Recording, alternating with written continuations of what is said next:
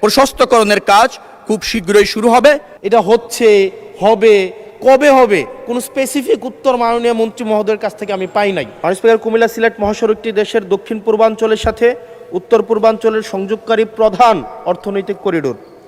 কুমিল্লার ময়নামতি থেকে ব্রাহ্মণবাড়িয়ার দরখার পর্যন্ত মোট 54 কিলোমিটার এই মহাসড়কটি 4 লেনে উন্নতি করার কাজ 2022 সালে শুরু হয়ে 2026 সালের জুনের মধ্যে শেষ হওয়ার কথা থাকলেও বর্তমানে এর কাজ প্রায় স্থবির হয়ে আছে।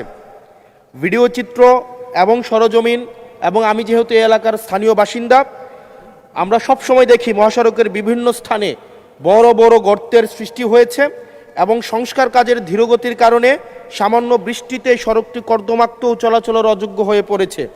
বিশেষ করে ময়নামতি, কংসনগর, জাফরগঞ্জ, দেবিদ্বার, কোম্পানিগঞ্জ, মাধবপুর বাজার এলাকায় প্রতিদিন ঘন্টার পর ঘন্টা দীর্ঘ ভয়াবহ যানজট সৃষ্টি হচ্ছে এবং এই বর্ষাকালে খানাখন্দরের সাথে এখন যুক্ত হয়েছে এক ধরনের মরণ ফাঁদ।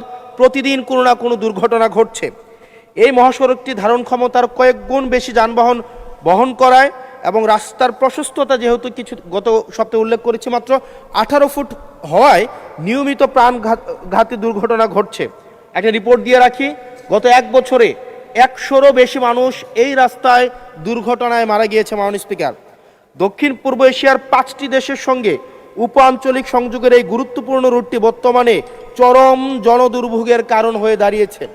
অতএব বিষয়টি অত্যন্ত জনগুরুত্বপূর্ণ বিধায় মাননীয় মন্ত্রী মহোদয় প্রকল্পের কাজ দ্রুত বাস্তবায়নে কি কার্যকর পদক্ষেপ নিচ্ছেন এবং বর্তমানে মহাসড়কের জরাজীর্ণ অংশগুলো জরুরি ভিত্তিতে মেরামতের জন্য কোনো পরিকল্পনা আছে কিনা তা সংসদকে অবহিত করার জন্য সবিনয় অনুরোধ জানাচ্ছি এবং স্পেসিফিকভাবে মাননীয় মন্ত্রী আপনি উল্লেখ করবেন কিনা সে বিষয়টি আপনার কাছে সবিনয় অনুরোধ জানাচ্ছি। কুমিল্লা সিলেট মহাসড়কের 4 লেনে উন্নতিকরণ প্রকল্পের স্থবিরতা দূরীকরণ এবং জরাজীর্ণ দশার সমাধান চেয়েছেন। মাননীয় সংসদ সদস্য এবং মহান সংসদকে এ বিষয়ে অবগত করছি। বাংলাদেশ সরকার এবং ভারতীয় লাইন অফ ক্রেডিটের যৌথ অর্থায়নে কুমিল্লা ব্রাহ্মণবাড়িয়া জাতীয় মহাসড়ককে 4 লেনে জাতীয় মহাসড়কে উন্নতিকরণ প্রকল্পটি ইতিমধ্যে একনেক সভায় অনুমোদিত। প্রকল্পটির মোট ব্যয় 7,188 কোটি 66 লক্ষ টাকা। তার মধ্যে জিওবি ফান্ড থেকে 4,378 কোটি টাকা এবং প্রকল্পের ভারতীয় সহায়তায় লাইন অফ ক্রেডিটের আওতায় 2,810 কোটি 65 লক্ষ টাকা বরাদ্দ ছিল। বিগত মার্চ মাসের 2025 সালে ইআরডি এবং ভারতীয় লাইন অফ ক্রেডিট কর্তৃপক্ষের সাথে দ্বিপক্ষীয় পর্যালোচনা সভা অনুষ্ঠিত হয়। এই সভায় সিদ্ধান্তের পরিপ্রেক্ষিতে প্রকল্পটি থেকে ভারতীয় লাইন অফ ক্রেডিটের প্রকল্পের তালিকা থেকে বাদ দেওয়া হয়েছে। এই অবস্থায় প্রকল্পের মূল পূর্ত কাজে জন্য কোনো বৈদেশিক অর্থায়ন এই মুহূর্তে নেই। মহাসড়কটিকে জিওবি অর্থায়ন অথবা কোনো বৈদেশিক অর্থায়নের উন্নয়নের বিষয়ে যাচাই করা হচ্ছে। মাননীয় সংসদ সদস্য জেনে খুশি হবেন 82.68 কিলোমিটারের জাতীয় মহাসড়কটি ব্রাহ্মণবাড়িয়া হতে সরাইল পর্যন্ত প্রায় 28 কিলোমিটার অংশ বর্তমানে জাতীয় মহাসড়কের উন্নয়ন প্রকল্পের আওতায় উভয় পাশে ধীর গতির যানবাহনের জন্য পৃথক লেন সহ 4 লেনে উন্নত করা হচ্ছে। বর্ণিত প্রকল্পে বাস্তবায়ন হলে বিভাগীয় শহর চট্টগ্রাম এবং সিলেটের মধ্যে সড়ক যোগাযোগ নিরাপদ এবং উন্নত হবে। সুপারভিশনের জন্য পরামর্শক প্রতিষ্ঠান নিয়োগ করা হয়েছে। পরামর্শক প্রতিষ্ঠানের প্রকল্প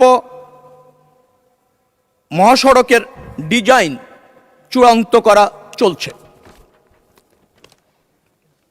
82.68 কিলোমিটারের সড়কটিকে অধিকতর ক্ষতিগ্রস্ত অংশ, যেটা মাননীয় সংসদ সদস্য উল্লেখ করেছেন, বিশেষ করে দেবিদ্বারের শহর অংশ, কংসনগর, ভিংলাবাড়ি অংশ সব মিলিয়ে 804 মিটার দৈর্ঘ্য রিজিড পেভমেন্টের কাজ চলমান রয়েছে। এছাড়া পিরিয়ডিক মেইনটেনেন্স কর্মসূচির আওতায় ময়নামতি, কংসনগর, ফুলগাছতলা, দেবিদ্বার, কোম্পানিগঞ্জ, ভিংলাবাড়ি, কাঠেরপুল ও কুঠিচৌমনি অংশে আরও 1845 মিটার সড়ক অংশ 10.30 মিটার প্রশস্তকরণের প্রকল্পের আওতায় রিজিড পেভমেন্টের নির্মাণের জন্য দরপত্র মূল্যায়ন প্রক্রিয়াধীন রয়েছে। এছাড়া কুমিল্লা থেকে দেবিদ্বার অংশ 20 কিলোমিটার 34 ফিট প্রশস্তকরণের জন্য ইতিমধ্যে রক্ষণাবেক্ষণ খাত হতে কার্যক্রম গ্রহণ করে দরপত্র আহ্বান করা হয়েছে। আশা করা যায় মহাসড়কটিতে অধিকতর ক্ষতিগ্রস্ত অংশের রিজিড পেভমেন্ট সহ প্রশস্তকরণের কাজ খুব শীঘ্রই শুরু হবে। মাননীয় স্পিকার, একদম ছোটবেলা থেকেই আমরা এই মহাসড়ক দিয়ে যাতায়াত করি এবং সারা বছর ব্যাপী এই রাস্তায় আমরা দেখি কেউ না কেউ মাপতেছে, কেউ একটু ইট আনতেছে, কেউ একটু বাইপা যাইতেছে এবং আমরা সারা বছর একটা ফিল থাকে এই রাস্তার কাজ এই বুঝি এই মাসে হয়ে যাবে, ওই মাসে হয়ে যাবে। এবং এটা মোটামুটি আজকে আমার জীবদ্দশায় আমি 20 বছর ধরেই দেখে আসতেছি মাননীয় স্পিকার। এবং আজকে আমাদের মাননীয় মন্ত্রী যে উত্তর দিলেন, মাননীয় সদস্য, গত 20 বছর তো বিএনপি ক্ষমতায় ছিল না, আপনি সরাসরি প্রশ্ন করুন। স্পিকার, তো এখন এমনি কুমিল্লা নিয়ে কিন্তু বিগত সরকারের একটা অ্যালার্জি ছিল, কুমিল্লা শুনলে একটা অ্যালার্জি, এবং এই সংসদেও কুমিল্লাকে কটাক্ষ করা হয়েছে মাল্টিপল টাইমস। এবং কুমিল্লা একটা স্বনির্ভর একটা উপজেলা শুধুমাত্র রেমিটেন্স যোদ্ধাদের কারণে, কারণ আমাদের মাইক্রো ইকোনমিটা ভালো, বিদেশে মানুষ থাকে মধ্যপ্রাচ্যে বিশেষ করে, এবং যেহেতু এখানে লিকুইডিটি ফ্লোটা ভালো, মাইক্রো ইকোনমিটা ভালো। কিন্তু আমরা যদি এই ইনফ্রাস্ট্রাকচারের অবস্থা দেখি, বাংলাদেশের সবচেয়ে বাজে ইনফ্রাস্ট্রাকচার হচ্ছে আমাদের কুমিল্লাতে। আজকে মাননীয় মন্ত্রী যে উত্তর দিলেন, এই উত্তর আমাকে অনেক বেশি আশাহত করেছে। এটা হচ্ছে, হবে, কবে হবে, কোনো স্পেসিফিক উত্তর মাননীয় মন্ত্রী মহোদয়ের কাছ থেকে আমি পাই নাই। আমি মাননীয় মন্ত্রী স্পেসিফিকভাবে বলবেন কি কবের মধ্যে আমরা এই মহাসড়কটি প্রশস্ত হবে এবং একটা গাড়ি আরেকটা গাড়িকে ক্রস করার জন্য দুর্ঘটনার শিকার হবে না। বাচ্চারা, মাননীয় স্পিকার আপনাকে জানিয়ে রাখি, এখানে 100-র বেশি আমাদের শিক্ষা প্রতিষ্ঠান এই রোডের আশেপাশে আছে। এখন প্রতিনিয়ত যে দুর্ঘটনাগুলো ঘটছে, এটির দায়ভার কে নেবে? আমরা এই অঞ্চলটা, আমার এখানে 5টা এমপি আছে, আমি যেই রাস্তার কথা বলছি ওই রাস্তার 5টা এমপি আজকে এখানে বসা আছে। ধন্যবাদ। সবাই আমাদের এলাকার কাছে আমরা লজ্জিত। ধন্যবাদ মাননীয় সদস্য। মাননীয় মন্ত্রী।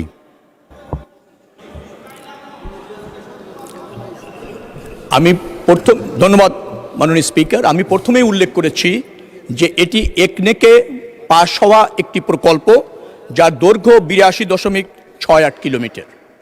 কিন্তু জিওবি ফান্ড এবং ভারতের যে অর্থায়ন লাইন অফ ক্রেডিট, সেই ফান্ড প্রত্যাহার হওয়ায় এই প্রকল্পটি এই মুহূর্তে অর্থায়নের নিশ্চয়তা নেই।